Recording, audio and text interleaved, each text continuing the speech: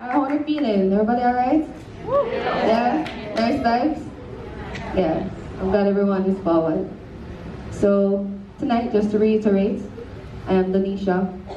We Will Rise Together is creating this space for us to speak about how we can collectively build a high school in Akosombo, Ghana, and renovate the Haile Selassie High School in Jamaica. As a very important point of information, the Haile Selassie High School is the only school in the world that an African king purchased and designated to be an educational institution for Africans who were stolen away and their children. So we're talking about preserving heritage here, not just building a school. We're talking about preserving heritage and making sure that we write our history and not just W-R-I-T-E, our history. R-I-G-H-T, our history. Yeah. All right, so we're talking about individual journeys. I really don't need to give introductions to everyone on the stage, but I'll just do quick one-liners.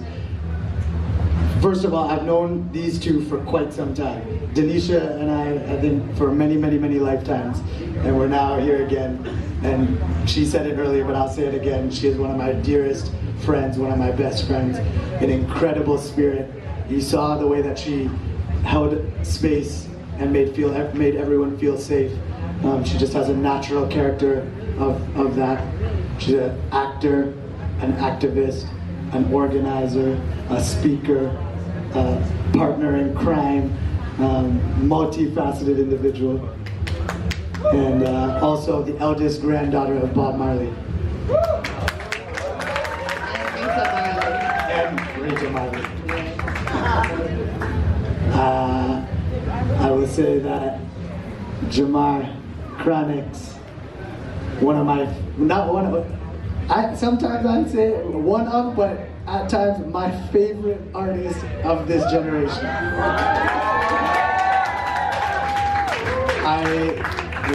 I landed in Jamaica for Jamaica Carnival with Machel Montano, who's also in the building, gracing us tonight on the stage. And I think it was the night that I landed up at Skyline.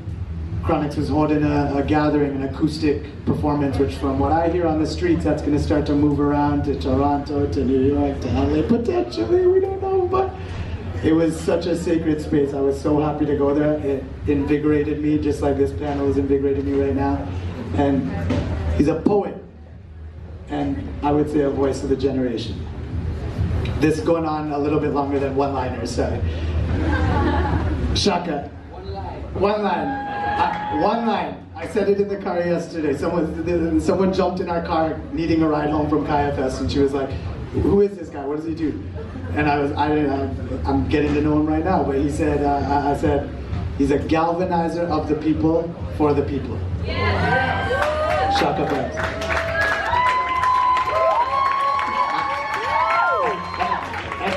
Everyone else on the panel can all reintroduce and say what you want to say about each other, but I really want to start with individual stories, because we Will Rise Together starts with first rising within, knowledge of self, self-actualization, and to get to that you must go back to the very origin of your being and your spirit and your aura. And I would love to hear from each of you before we even get to We Will Rise Together, before the three of you connected.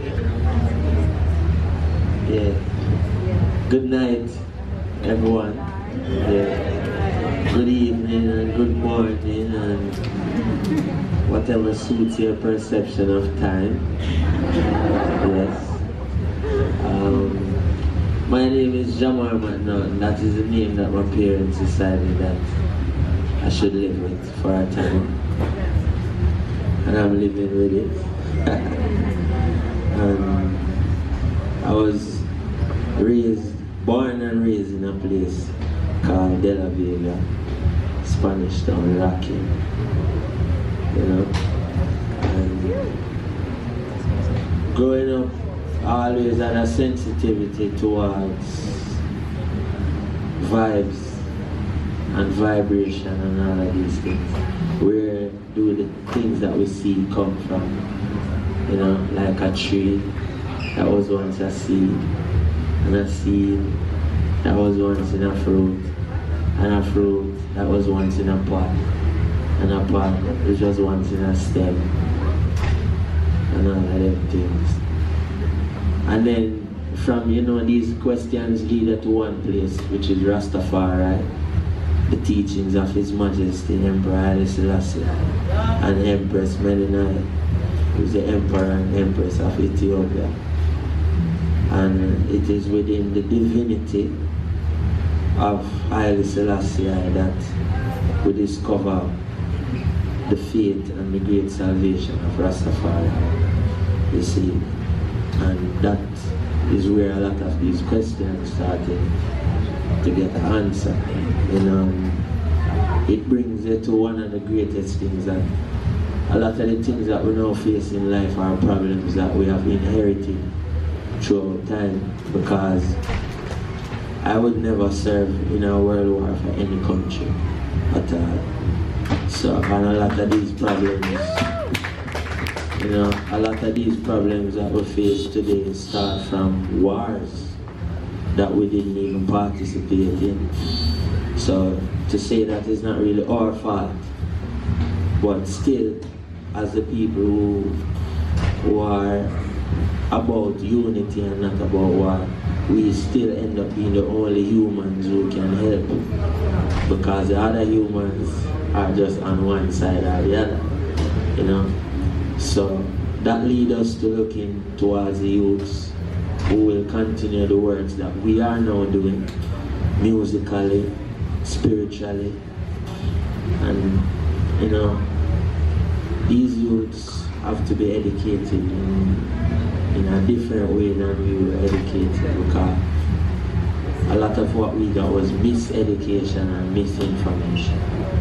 And Rastafari helped you to identify these little things that humans don't need to carry around any longer, Like, a lot of our ideologies about race and color, and a lot of our ideologies about religion, and a lot of our ideologies about guilt and self-righteousness and all of them things.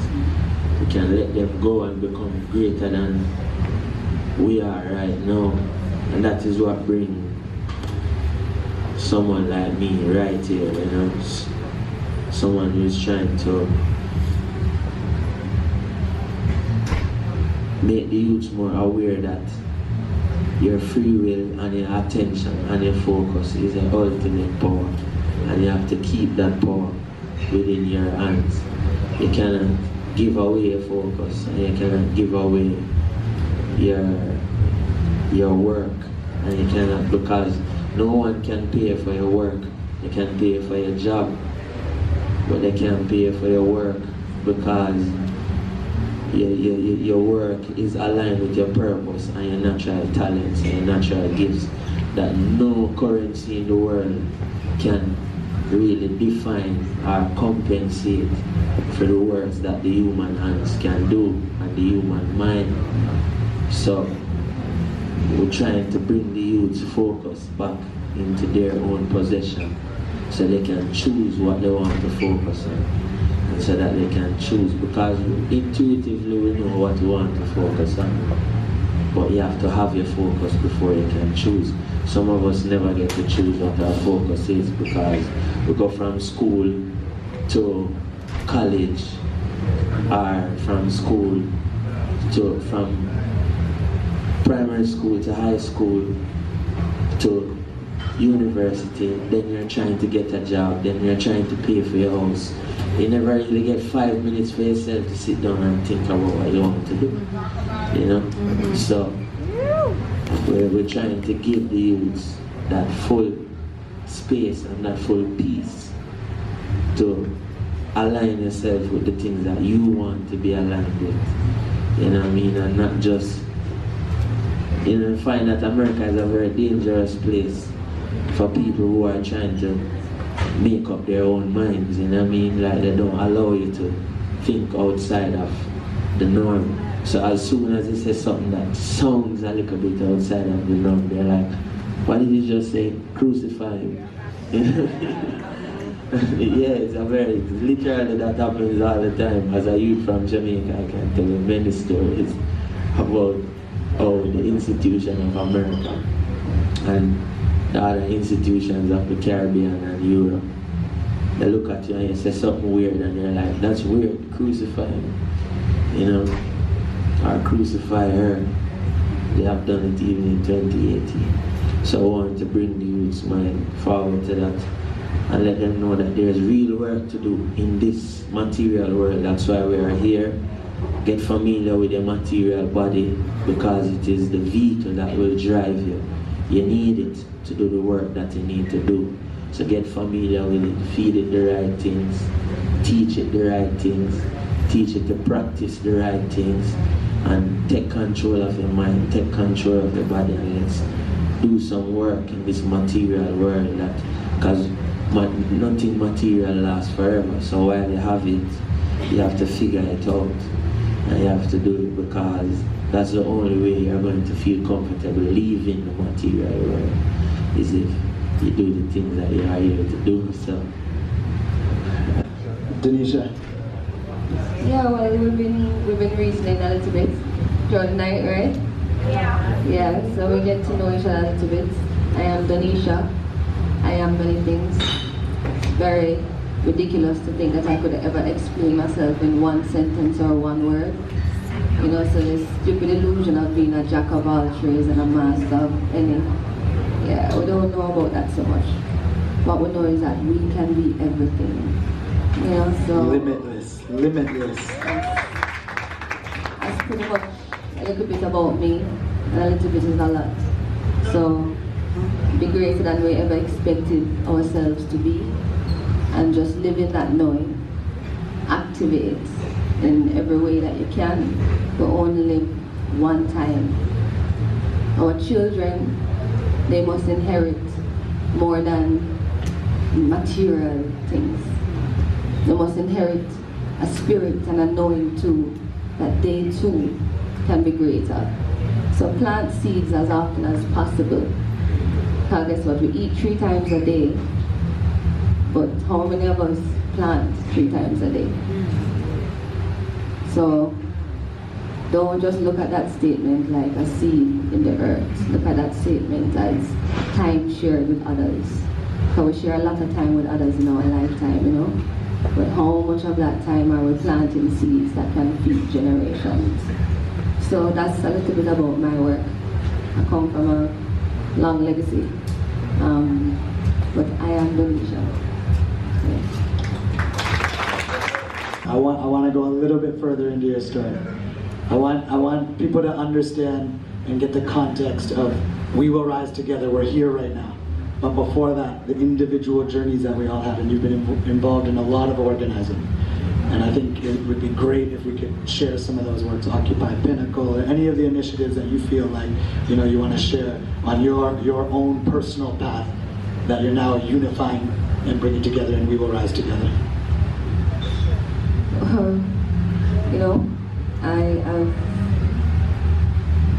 In activating, I am healing.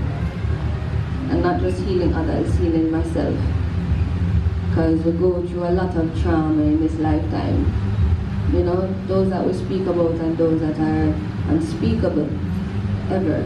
It should never be. And from the root of a lot of pain, I have found that I can be greater than just shattered pieces, you know. And I realize that our stories rest within each other, and we are stronger together. So We Will Rise Together is today, but yesterday I was doing a lot of work for Pinnacle. And Pinnacle is the birthplace of the Rastafari movement that is still in jeopardy because the Jamaican government still stands by as private developers continue to destroy the birthplace of the Rastafari movement. And to me, I take that very personally because my grandfather played such a great role through reggae music to liberate and unite people, and a lot of money make off of him everywhere in the world, especially in Jamaica, in reggae month and in birthday month. And I want to know what the real deal is. You know, you guys use him to market a lot, but the birthplace of Rastafari is still in jeopardy. So let's have a conversation. Because it's my grandfather who used him, so me and you, we can't talk about this. Today, I am fighting for that, but before that, many Rastafari have fought for it. But the platform is here now, and I recognize that the time was right, and that I was able, and that there was a movement around that could possibly be a part of raising this consciousness. And I stood up. It wasn't easy. It wasn't easy. A lot of it felt like I was alone. But in our battles, we realize that sometimes we'll have to stand alone. You know, we're planting seeds, remember? We're planting seeds, you know? And through grace and time, we're able to understand that everyone is on their own journey. But we are stronger together. And we have to meet each other where we are and respect that and be humble to that, you know? So now we're here, we will rise together. And it's another great opportunity to show the movement how to move. Because, like I always say, the reggae music has created the largest political party in the world.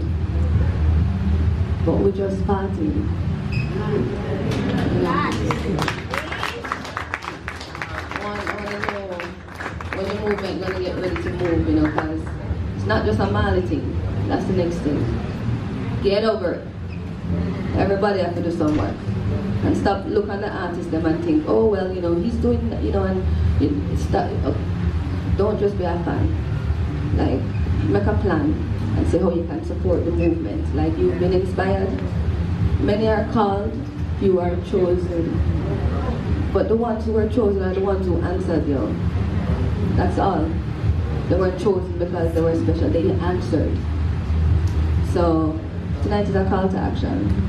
And We Will Rise Together is real, and we really need some support. So be a part of it. Telling how we got here.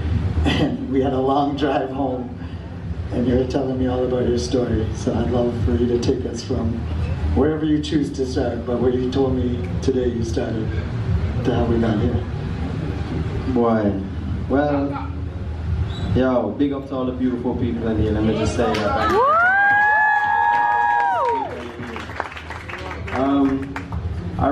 I rarely talk because I like to do more than I talk, right? So I don't really do too many public appearances, and Donisha kind of drag it out of me. She said, you have to present yourself and you have to come check the people. So, and none of the enthusiasm that people share online is ever taken for granted. It's all something that I internalize, and I used to do work the same as I take donations. I use them to do work the same as I take love, and I use it to heal.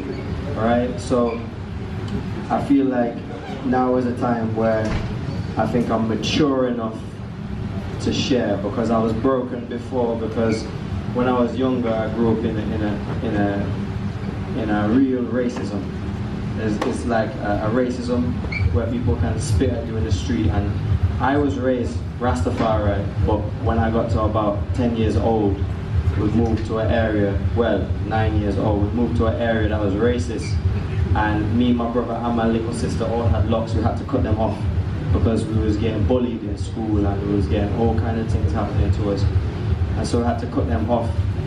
And then I started to grow and you know, become, you know, a young man. And a young man who is confident and knows himself is, you know, and has a particular color of skin in particular places is a target or a threat or whatever, and you have a bullseye on your back all the time, whether it's, you know, from the police or from the school teacher, you know. So I had that, and I dealt with that, and then I went into the area and you know, lived the only life that I could see, not having a father figure in my life, which was, you know, violence and that kind of culture. And then I joined the military, and I saw even more violence than you would ever even imagine to see. And then I came out of that, and my friend got murdered in front of me, and then that's even more violence than I ever wanted to see. And then after all of that, I was frustrated, I was angry, I was hurt, but I looked at myself and I said, if I was dead today, would I be proud of myself? And the answer at the time, right, I was 23, the answer at the time was no, I wouldn't be proud. And in that moment I changed, and everything changed, and that's when I started working in the areas that I grew up in and the areas that I came from, where, you know, people are under financial oppression and living in trauma all the time. And at the same time as that, I started working in prisons with youth offenders. At the same time as that, I started working in schools and teaching youths. And all I learned that whole time is everybody wants to be a part of something deeper. And everybody who is acting out in these stupid ideologies, sexism, racism, class, they're just scared. That's all they have, is fear that rules and runs their life. But you know, now is a time where we don't have to have the same fear anymore, because what is meant to be is meant to be. You know, and as Donisha said, you know, when it's time you get your call, answer the call or you won't be happy. You know, because your purpose will call you, you know, and you need to answer it. So when I went to Iraq at war, and my mother, she cried before I went, because, you know, she thought all the things that her mother thought. And it was years later I started a fitness movement, and she sat down with me and she seen me training all the youth them and all the adults them, and she said, yo, I feel like I got my son back. And I was like, now what do you mean you got your son back? And she said, this is what you were supposed to do. This is why I called you Shakasha I, Victorious I, because you had a purpose that predates, when you was in my stomach, you had a purpose that predates anything you ever thought of, because it was a feeling, and the feeling was love, right? And so now I'm in a position where I realize that actually what we need to start doing is educational programs and inviting everybody in to be a part of something deeper. We was reasoning earlier about Lemuria and Atlantis and a global conscious system that transcends race and transcends language, because all it is then is a vibration, which is a movement. So this is a movement, and we're trying to get the movement to move, right? And so this is why I feel now it's time for me to start talking, because when I was going to do all of the things in the prisons, I still had that hyper masculinity, I still had that hyper aggression. You know, I've spent a lot of time with women, and I've spent a lot of time with children, so I've been able to tap into my feminine energy, and it's brought me more peace and more balance, you know? So now I don't feel like I have to be the strong man anymore, you know?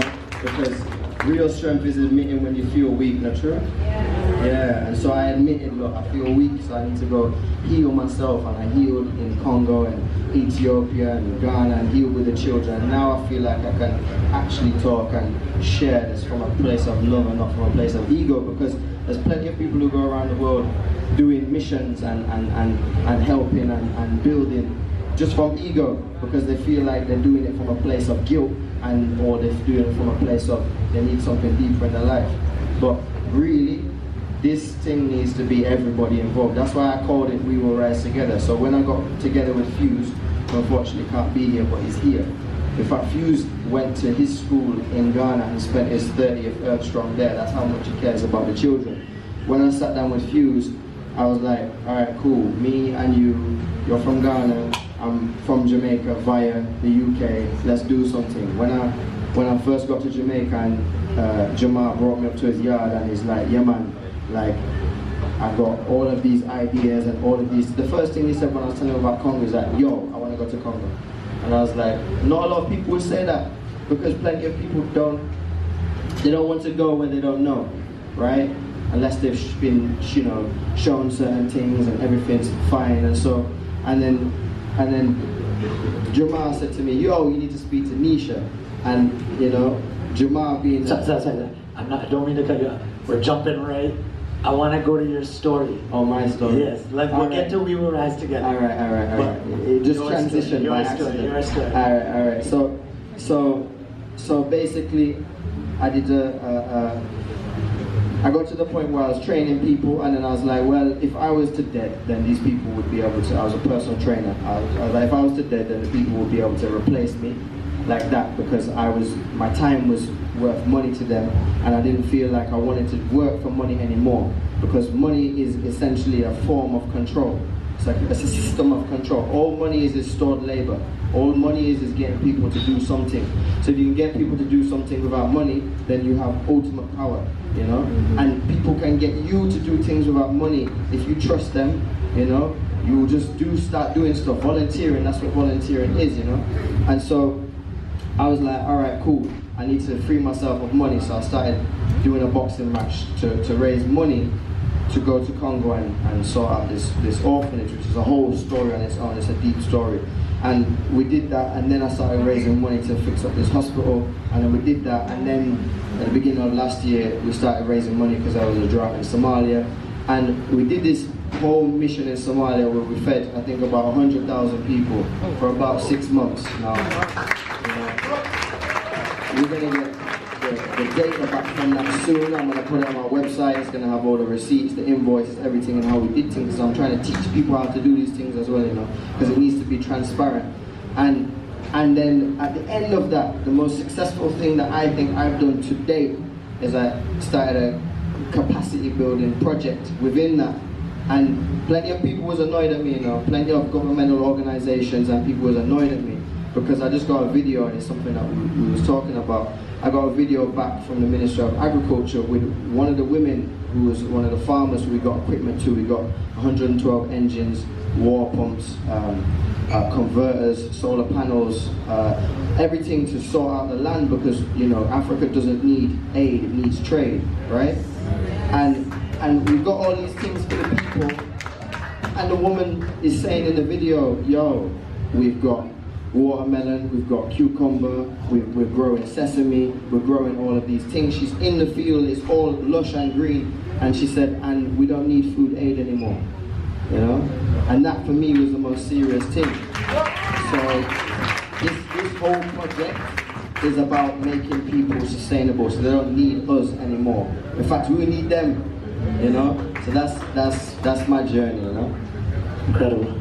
Real quick, I want you to go a little bit deeper into that piece around sustainability and the importance of when you're doing community organizing work, that the money just doesn't go into feeding people, which might be a necessary, immediate need and needs to be addressed, but go a little deeper into the idea of sustainability. Well, there's a thing called the poverty industry, right?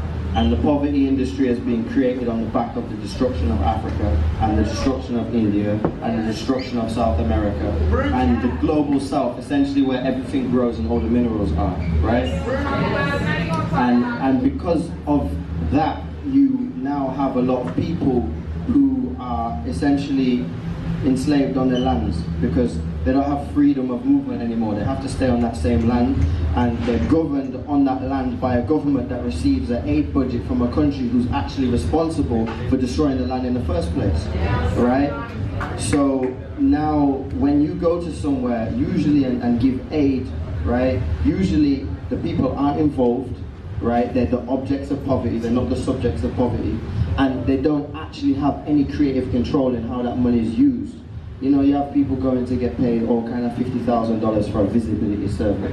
What is a visibility survey? Someone goes fly on a plane first class, they get into a hotel first class, they go to the land, they look at the land, and then they write a report and they get paid big money for that, right? This is what our taxes is going on, right? These type of things. And now when I see things, we need to make it so that everything is sustainable, ethical, ecological, so that every single thing that we do, we would do it as if we were doing it for our own children. We're not doing it to go over there and, you know, master our egos, you know, oh, you know, I did something in India this week. No, you're doing it like, my children in India are safe, right? Because I have gone there and I will continue to go there, because a lot of children from working class backgrounds or people who are facing economic oppression, they don't have the same hope that people who have a roof over their head and are able to sustain and feed themselves have, because people turn up, they do a little project, they disappear. They turn up, they do a little project, there's nothing that's linear, because we don't want those people out of poverty in the poverty industry, because the poverty industry has celebrities, has NGOs, it has charities, it has governments all conspiring against one particular type of people, and that's people without money. And that's how they keep it. In 2017, 82% of the wealth generated on earth was shared by 1%. Just think about that for a second. But what I'm thinking is now everything that we do, if we do it in a way that it doesn't need us at the end of it, then we've succeeded. If it always needs us, you know, what makes me or what makes Jamal or what makes Donisha or what makes Che more important or more knowledgeable than a child in Soweto or a child in Ecuador or a child in Jamaica? Nothing, you know, nothing, because we all have the same brain, you know. It's just the way that we have been given the opportunities to use it. If you're always looking for food, you know, then how am I going to get you to talk about, you know, building your future when you can't see past the hand in front of your face? So sustainability, ethically, ecologically, is key. And the artists that come before us, because they were the only artists in the world who in the darkest days saying there's a light in Africa. You know, so we have to remember the continent. You know, Speaking of the continent, Donisha. and remember the generations to come. Because whatever decisions we make is not about today and tomorrow alone. It's about the many generations to come. So we have to work hard, and we have to use, I cannot use my days to focus on everything, because I can be everything, but I am trapped in a body that is only here for a while. And when we say trapped, we don't mean in a bad way, but I'm here. I was sent here for a purpose, and I'm never going to rebel against that. For every minute that I'm here, I'm going to be thankful that I'm here, trying to figure out what is the purpose of today. Why am I here? Let's go and do what I'm here to do, you know? And if I have to do the same thing every day for 100 years, I'm willing to do that. So someone don't have to come and spend 100 more years to do it. You know what I mean? So if my 100 years is to learn how to sing one song, let me tell you what one song can do. Yeah, bury someone of a song, that's it. Let me tell you a story about what one dance can do. You see, one song. Remember, you know, you have some people who sing a song and have the whole world doing one dance. We have seen the power of music many times, you know. Songs are powerful, and I'm always listening out for them, and that's I have to do that. You know, we have to do what we have to do, and we have to do it together. And we have to do it together so the generations to come can continue and not go back over the steps. Because we have to go back over many steps, you know. I've been through steps and I'm like, yeah, I didn't have to do this, you know what I mean? Someone could have done this from the 70s. You know what I mean? But they just didn't. And that's why we are left in a situation where our continent is underdeveloped. And Jamaica cannot be developed if Africa is underdeveloped, because Jamaica is made up mostly of African people, right? The black people in America cannot be free if Africa don't unite, because who is going to tell a policeman not to shoot an African in the streets? There's someone to tell him not to shoot an Asian, because you shoot a Chinese, then the Chinese point a missile and say, what did you just do? You're not supposed to shoot a Chinese. We will send a missile. And that comes from the unity in China. What if every Chinaman was in a different country and, you know, just on his own? No, he's a Chinese, no matter which country he was born in. And he's telling them from this dynasty, and you know, so when Africa unite, we can walk in the streets knowing that, look, if you shoot an African in America and a Nigeria pointing a missile, you can't do that. You can't kill an African. It's not right. You see? So, until we have a superpower, which is what we need to focus on, the African superpower. So until, that is not a one generation work. It's the next 150 years of work. So we have to take our work very serious. Still shooting black people in the streets, that is unacceptable. We need to withdraw, because we have mistakes in this institution, and the institution is failing. Right? So we have to withdraw. We have to say, here what, America, I will not give you any more of my music. I will not give you any more of my endorsement. I will not wear your flag. I will not mention your name in my songs. Take back your green card. I will not sell my music to your companies. I will not tour your cities. I will go home to Africa and leave you and give you this big continent for yourself. And you can take this continent and I will take my continent. You know what I mean? I will live happily ever after. You know? Yeah. And may the black people who want to stay in America stay. You know? And march for justice. And we will come and help you to march for justice. Make some noise for this man.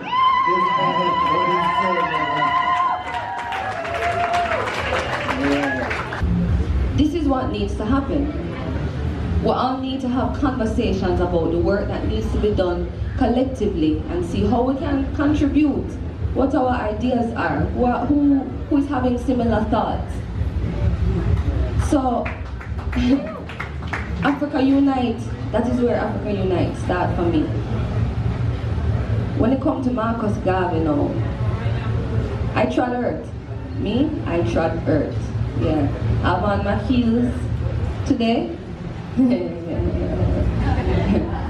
It's stage time. You know what I'm saying? But on the next day, my boots are dirty. Sometimes I don't have on my shoes. My hands, you know what I'm saying? It's not so cute. Feel me? Marcus Garvey trod earth. And when I look into how Marcus Garvey trod earth and why, I realize that I have to trod earth too. Yeah, because guess what? Marcus Garvey did so much in a time when there was no internet. There was none of this.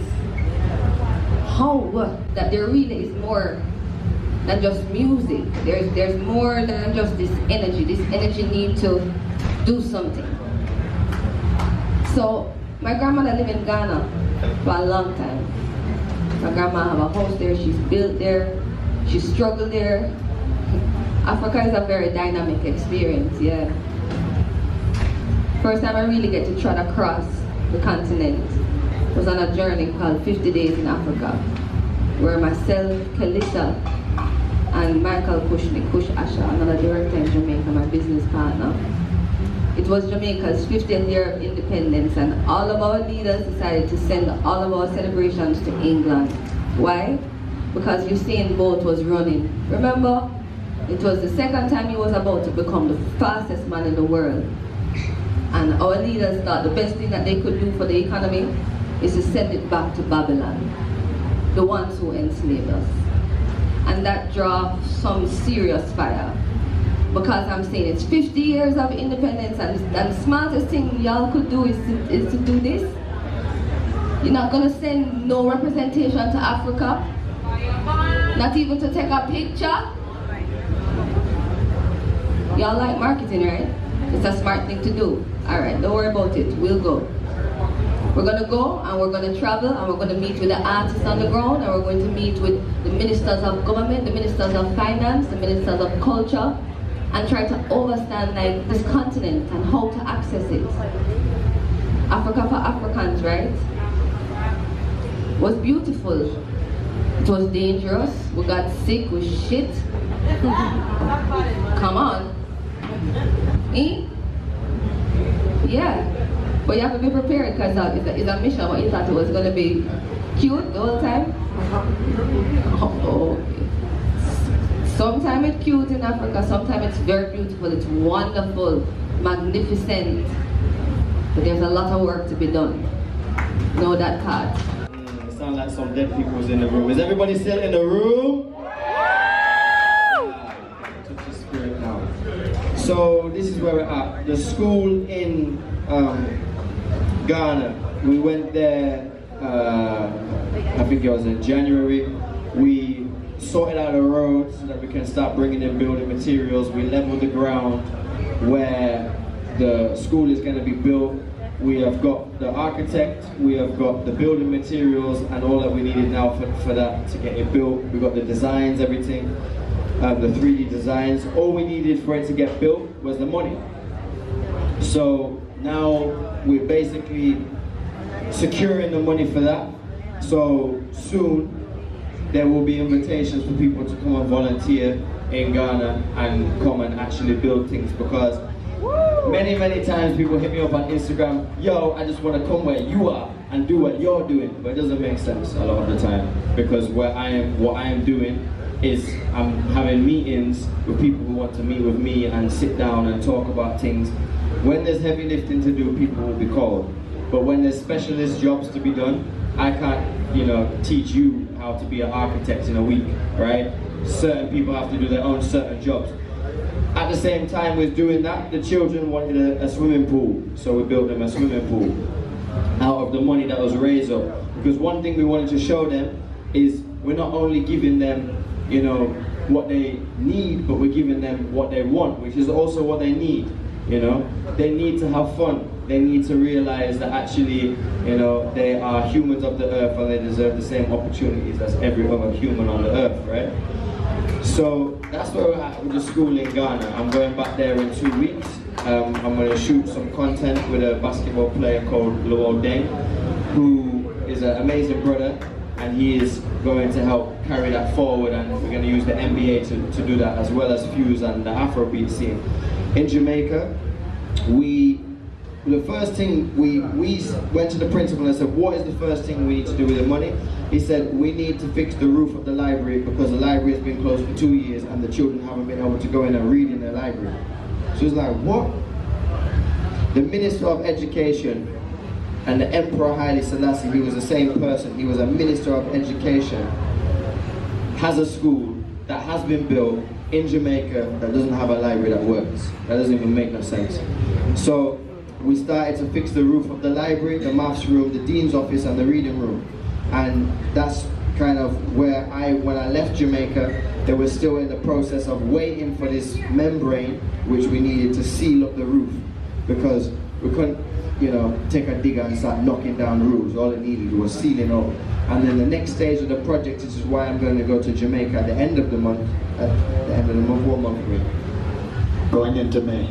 In May, so I'm going to go to Jamaica at the end of May, and I'm going to go back into that space, and by that time hopefully the roof is fixed up, seal up, and then we're going to start to get on with fixing the inside of the library, getting them more books and getting them more supplies that they need. At the same time, the Bob Marley Foundation has also come on board as a partner, and they've raised money to sort out the music room, and so they're going to sort out the music room because they'd already, I don't know if you've seen, we took the youth them to go see Black Panther, and there was all of the youth them hitting the drums, yeah?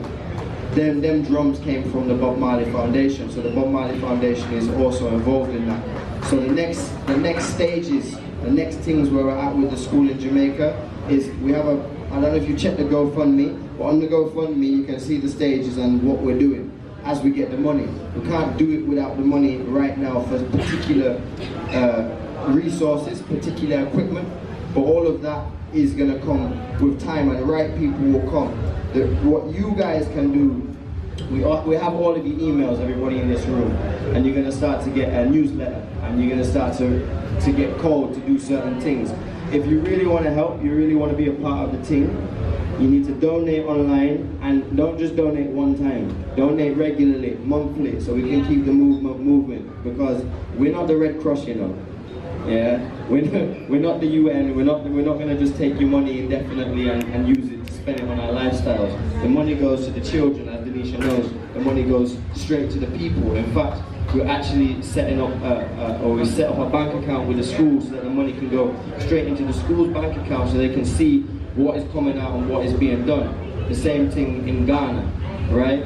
So once you have got into your head that we need to actually have you donating, also get into your head that we need your skills as well, right? It's not just me, it's not just Donisha, it's not just Che, it's not just Jamar, it's not just Fuse, it's everybody in this room and everybody who has an iPhone, right? Start checking the We Will Rize Together hashtag, start posting pictures on that and things you might be, things that might be of use. Things that might be of use, I don't know, you might know a brilliant architect. So email We Will Rize Together, risewithuz@gmail.com, and send me your resume so we can see what you can do. Because it's like Marcus Garvey said not all Africans will be useful in Africa, some are even useful here, right? So we need to know so that you're useful. But if you're all in this room and you've sat through all of this talk and you've come all the way out here to come and see us, we know that you're ready. right? This is not just a room full of people. This is a room full of soldiers. And the soldiers in this room are soldiers of love. Because it's love that brought you here. Not hate, not anger, not aggression, but actually peace and love. Because if you want peace and love, you have to do what it takes to protect that love. And sometimes it's sending an email, you know? I want to say what a privilege it is for me to be here and to share this moment with all these beautiful faces. I feel the energy of your interest, and I just wanted to say that I feel very fortunate to be invited to perform here. Now, you know, I was listening to the panel and I heard some things that was important. Chronixx talk about your focus and your energy is your ultimate power. And Donisha talk about planting seeds.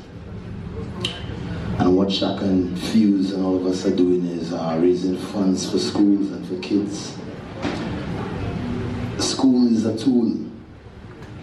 It's a tool for the kids to, you know, express their ultimate self. And we have to give them the right tools. I want to thank my parents for giving me the right tools, you know, love, honesty, transparency, and I try to put that in music. Most of the times you see me doing music, we celebrate it, but I have a few in, and I hope I can do one. Can I do one for the revolution tonight? Yeah. So I'm gonna try to do one for the revolution, and you know, it's good to see that we're here in this time because it's necessary. But when we leave, we sometimes leave and we go back into our corners and we by ourselves and we thinking about where the food gonna come from and the hurt that we're going through in life. So I kind of write these songs in times when people don't see Machel energy being low. My energy is always high. So I want to give you one for when your energy is low. This is one I wrote for me to pick me up. And I was looking at social media today. Social media is not always bad. Eh? It's what you look for and what you look at. And it can be a powerful tool. I saw a quote on social media today that I think is very relevant for tonight. It said, everything is going to be okay. You know? In the end, everything will be okay. And instead, if everything is not okay, it means that this is not the end. So I feel that this is a beginning, and I want people to know that sometimes to see the fruits of your labor, it takes time. You have to have patience of a lifetime, and then some. So this is a song I wrote when I thought that it was going to end, and I realized that this song was just a beginning for me. So here's one for you, Revolution. The song is called We Not Giving Up. And I hope that when we come here tonight, what we start, we're not giving up. Okay? Alright, here we go.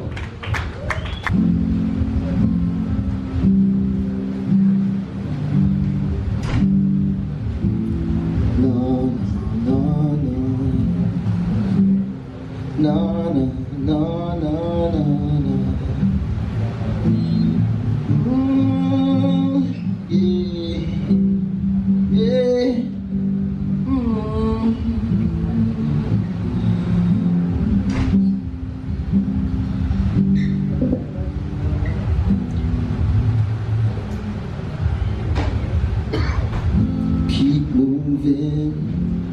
Walking, and don't you ever look down when you're on the right road. Don't turn around, 'cause I know the road is long and rugged. Yeah, yeah, yeah, yeah, yeah, yeah, yeah, yeah.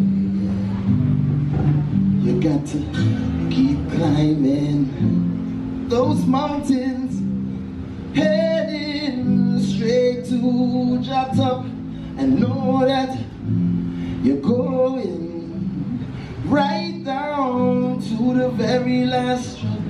'Cause I know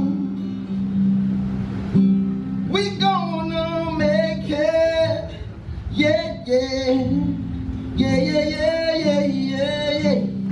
'Cause I heard the children say, we not giving up. No time of day, we not giving up. No matter what people say, we not giving up. No way or say, we not giving up.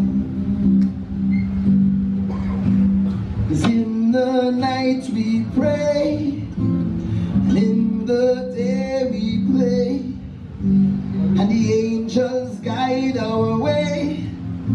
So we're not giving up, no matter what nobody say. We're not giving up.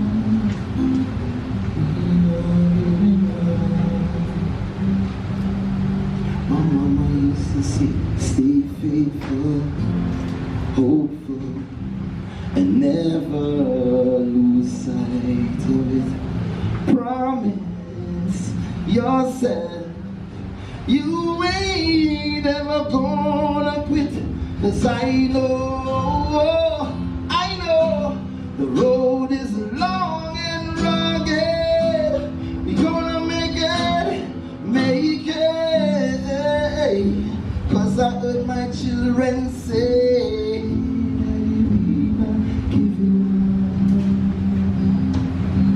no time of day, we not giving up. No matter what nobody say, we not giving up.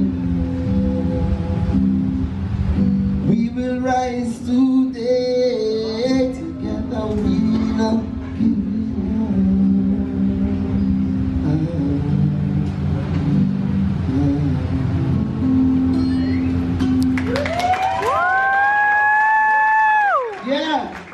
I would like to especially acknowledge the beautiful, strong, positive women in the building tonight.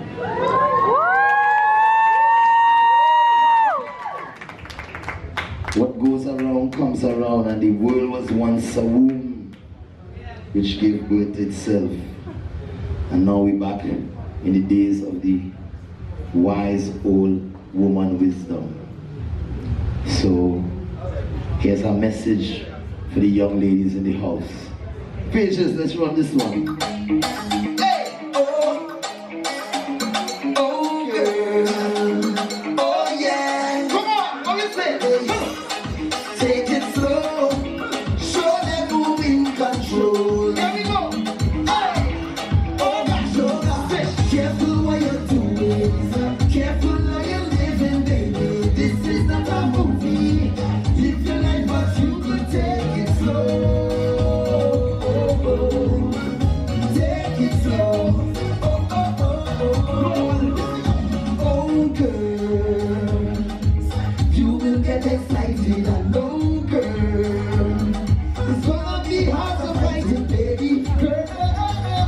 Girl, they're gonna try to pull you down, but I know you are. Ladies, what you say? You're a beautiful lady.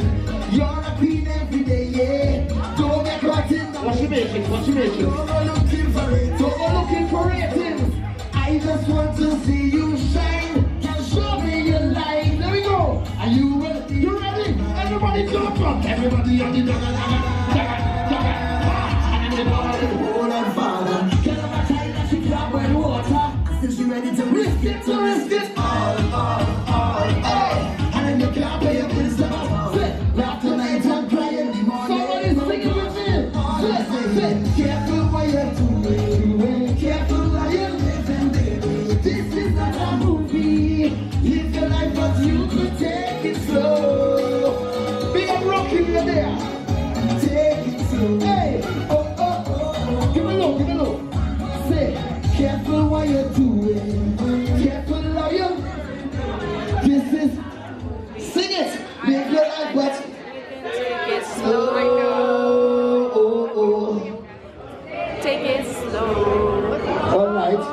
And when you take it slow, sometimes you could speed it up fast. Tune!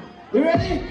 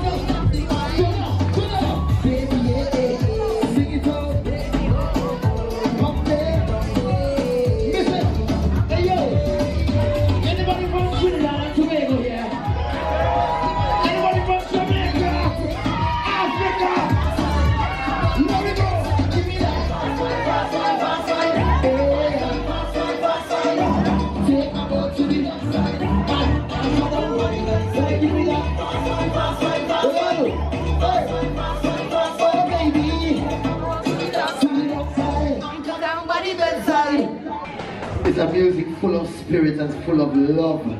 And understand this, it's coming from me, the happiest man alive. Run it! Could I see some hands in the air? Put up your lighter, put up your cell phone, anything.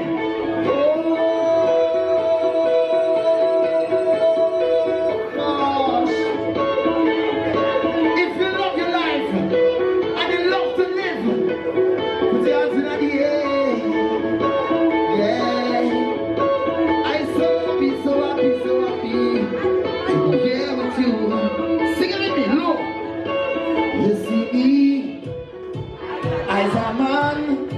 Lots of you're more big, you see me. I always happy once money and tell them, but I don't want no time for no. I don't want no time for no stress. It's love on my mind, yeah. So what? Are you ready? I want to hear that bitch. Let me hear it. Sing. I want to. Tomorrow, man. Daddy, yes, man. 2 nights ago. Chakabars. Play your master. Everybody say, whoa. Some papa say, what we gonna do? Somebody say, you ready? You ready? What's the wine? What's the wine? What's the wine? Let me go. Hey.